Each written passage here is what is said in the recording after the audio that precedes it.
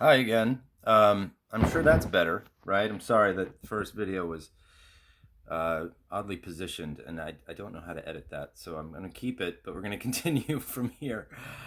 So, leaving Madison Square Garden, in his time in New York, he actually had some opportunities to write, given to him by some connections, his uncle, in fact, to write for a newspaper. But his writing really was not suited for journalism necessarily at this point in his life. He was writing more about unique characters. He was trying to write a book called The Cup of Gold, which had very, very little acclaim at that time. So he was a struggling writer, somewhat privileged. He actually went all the way back to Southern California, all the way back up to Salinas when he'd failed in New York. Right, he stayed with his sister for some time in New York in Gramercy Park, but then went all the way back. So again, a lot of women came to the rescue in his life.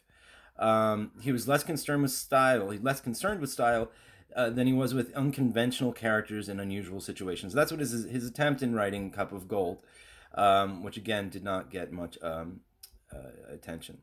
But when he was in California during the time that was preceding and during the Great Depression, he met a woman up until about, I think it was about 1930 that he met Carol Henning.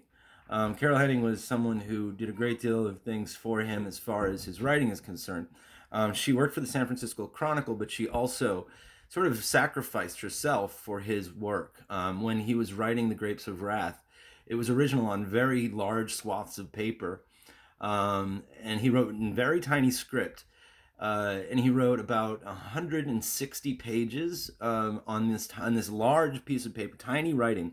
And the actual after she had gone through and very meticulously edited his work and put it into print, typed it up, it ended up being 460 plus pages. So interesting. She really did a great deal of work helping him with grammar, helping him with decisions that he made.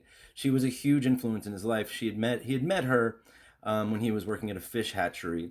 During this time that was really a great deal of upheaval in the United States, right? We have the Great Depression, the Dust Bowl, which was really just, it ravaged this country.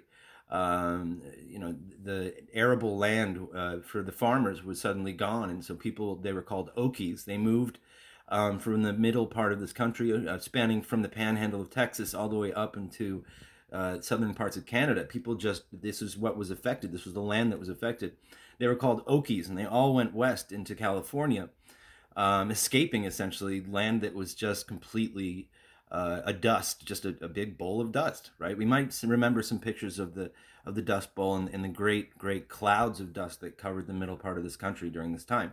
So a deal of things were happening, and they finally got married after a lot of prodding on the part of Carol Henning. Steinbeck was more interested in doing his work and writing, and so he didn't really have much interest in family at that time.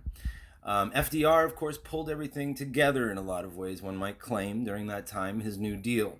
And at this time also, they were struggling, just bending to the earth, having to eat, barter for things to eat. They ate from the sea at Pacific Grove, which was a house that the Steinbecks had in Northern California.